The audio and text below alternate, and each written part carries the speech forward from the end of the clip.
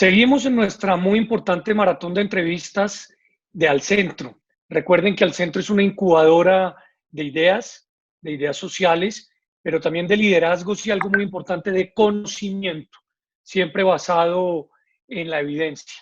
Hoy nos acompaña un gran amigo nuestro, un profesional maravilloso, Felipe Quintero, quien es el director de Asuntos Laborales en Al Centro. Es abogado de la Universidad del Rosario, es colegial de esta universidad, fue miembro de su consejo estudiantil, lo presidió también y es, digamos, una persona que se ha especializado no solamente en temas comerciales, sino en temas laborales. Actualmente está desarrollando su maestría en el Instituto de Empresa de Madrid, particularmente en temas de management. Y pues le doy la bienvenida saludándolo muy especialmente y de entrada, Felipe, preguntándole, ¿cuál cree usted que ha sido el aporte de la tecnología? ¿El teletrabajo ha funcionado en esta crisis? Bueno, de antemano, muchas gracias por la invitación, David. Para mí es un orgullo estar acá y poder compartir algunas de mis ideas y de mis conocimientos en la materia. Lo primero que hay que decir es que el teletrabajo en Colombia ya estaba regulado antes de la pandemia originada por el COVID-19. Es decir, en la ley 1221 del 2008 y en el decreto 0884 del 2012 ya se había regulado el teletrabajo y reglamentado las condiciones del mismo. ¿Cuál es la problemática principal? En esta reglamentación, pues, se establecieron unos requisitos del teletrabajo, los cuales constan rápidamente, los quiero mencionar, en inclusión, digamos, revisión del puesto de trabajo, paquetes de datos en el lugar donde el trabajador va a prestar el servicio, inclusión en el sistema de gestión de seguridad y salud en el trabajo, aviso a la administradora de riesgos laborales. Es decir, para poder hacer un teletrabajo se requieren todos estos requisitos.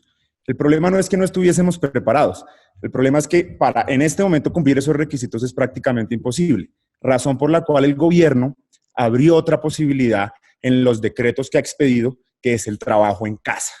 Hay que diferenciar entre teletrabajo y trabajo en casa. Teletrabajo es aquella función que se hace utilizando las tecnologías de la información y las telecomunicaciones, pero la empresa suministra todos los bienes y todas las cosas que necesita el trabajador, incluyendo el internet, paquete de datos y absolutamente todo. El trabajo en casa no. El trabajo en casa es el trabajador quien debe ser autosuficiente en este tipo de herramientas. Entonces, para contestar la pregunta puntual, legalmente sí existe, prácticamente no lo hemos podido aplicar en esta pandemia como está regulado, porque el teletrabajo tiene muchos requisitos que en este momento son imposibles cumplir. Y eso en la práctica está generando la dificultad. Pero le contrapregunto, Felipe, o sea, las personas que están trabajando en casa, que están entregando, digamos, las herramientas para lograrlo, tienen no solamente las coberturas de riesgos laborales, de salud, etcétera, sino adicionalmente no tienen ningún riesgo de recibir o de dejar de recibir solo por esa actividad su salario ni nada por el estilo. No, no, no.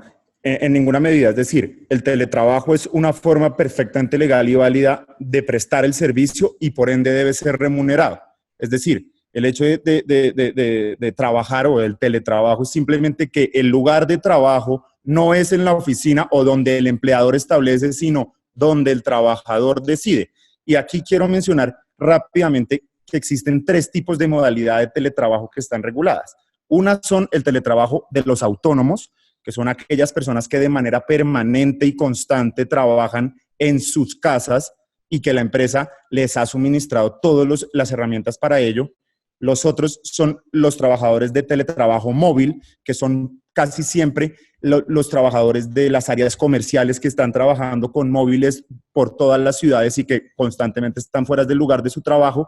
Y por último, el teletrabajo suplementario, que son las personas que están en una oficina o donde la empresa establece, pero que ocasionalmente trabajan en su casa. Pero en las tres modalidades existe el deber de prestar el servicio de manera correcta, la subordinación y claramente la remuneración debe ser acorde al servicio prestado por parte del empleador. Ok, vamos por una segunda pregunta que es muy difícil en este momento donde, por decirlo de alguna manera, se ha puesto de moda escoger entre una y otra cosa. Acá hay acá hay un círculo virtuoso que es la empresa, el empleado.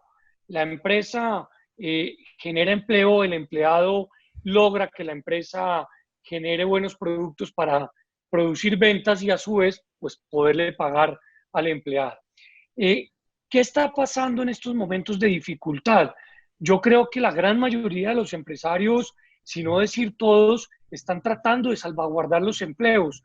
¿Cómo está viéndose la relación entre empleados, sindicatos, empresarios, para lograr que esta pueda ser una, digamos, relación virtuosa?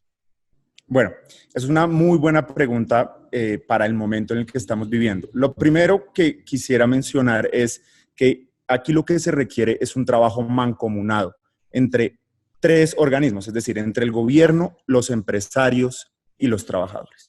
Porque esta es una situación donde evidentemente todos vamos a salir perdiendo, pero donde tenemos que trabajar mancomunadamente para dos cosas: salvar empleos y salvar empresas. Para ello, ¿qué es fundamental? Que se entienda que existen alternativas desde el punto de vista legal para conservar empleos sin necesidad de afectar económicamente a las empresas, porque evidentemente, como usted lo dice, en este momento de crisis, si una empresa no tiene ingresos, ¿cómo le paga al trabajador? Pero si el trabajador no labora, ¿cómo genera ingresos para generar un mínimo vital para su familia y para subsistir el mismo? Entonces, para ello, me gustaría compartir con ustedes algunas de las alternativas que son perfectamente legales, donde ambas partes saldrían perfectamente beneficiadas. Una de ellas es el acuerdo de reducción de salarios, es decir, como el contrato laboral es un contrato bilateral y consensual, pero el Código Sustantivo del Trabajo establece que es perfectamente revisable ese contrato por ambas partes en caso de estados de emergencia social, ecológica o económica. Y estamos perfectamente en ese caso. Es decir, lo que podría hacer el trabajador junto con su empleador es pactar de mutuo acuerdo una reducción salarial por el momento de la emergencia y a su vez, claramente, si hay una reducción salarial, hay una reducción de la jornada de trabajo, de las funciones, de las actividades o de las responsabilidades. O sea, es proporcional, claramente. Una segunda medida puede ser la modificación o flexibilización de la jornada de trabajo. Esta es muy importante por dos razones. Primero, para enfrentar la pandemia, porque como la OMS lo ha establecido, se necesitan unas medidas de prevención y de protección para las personas que están laborando. Una de ellas es la práctica, por lo menos 1 metro de distancia.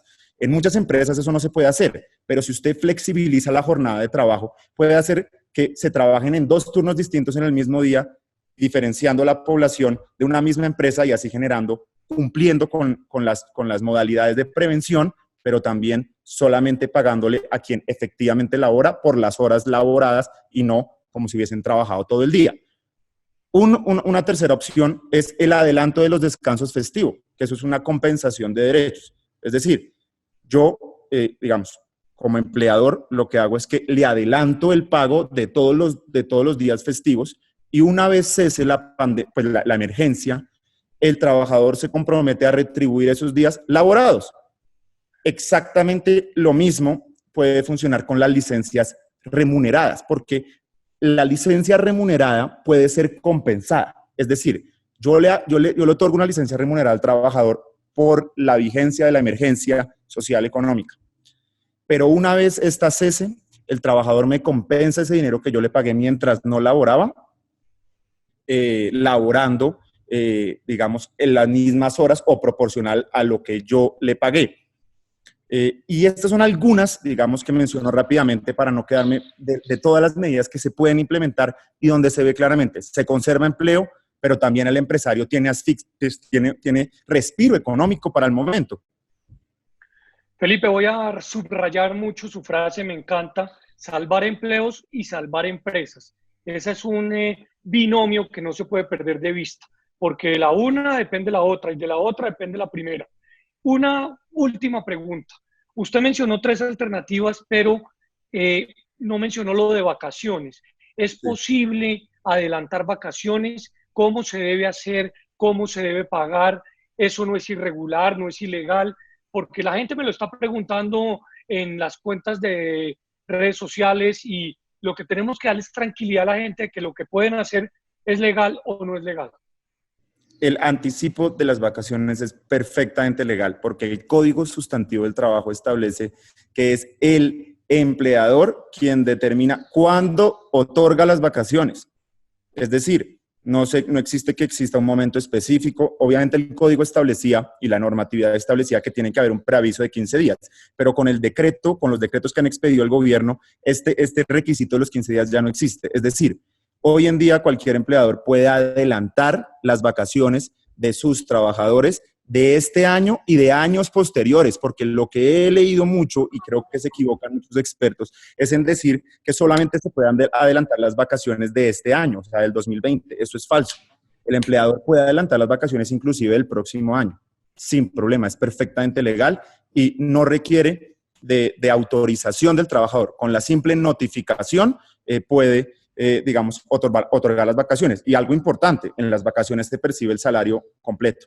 Es decir, es una de las mejores figuras en este momento, porque usted conserva empleo, cumple, digamos, con la ley, pero digamos, no tiene que asumir entrar en otras figuras distintas como las licencias o como las suspensiones de contrato o lo que nadie quiere en este momento, que es una terminación de contrato, que es lo peor de los mundos para todos. Pero sí, responde, es perfectamente legal y es perfectamente legal adelantar no solo una, sino varias vacaciones por parte del empleador, varias jornadas de vacaciones.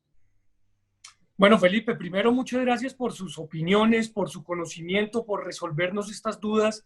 Esto es fundamental porque la gente está viviendo una crisis y necesita respuestas de personas expertas como usted. Vamos a salir de esta crisis, no nos cabe la menor duda, pero tenemos que seguir trabajando fuertemente desde el centro, ya que somos una plataforma que incuba liderazgos, pero también que incuba conocimiento con base en la evidencia. Y usted lo que nos acaba de brindar es la evidencia legal y la evidencia, por supuesto, desde el punto de vista de la jurisprudencia. Así que muchas gracias por esta entrevista. A usted, David, muchas gracias por el espacio y estoy completamente de acuerdo.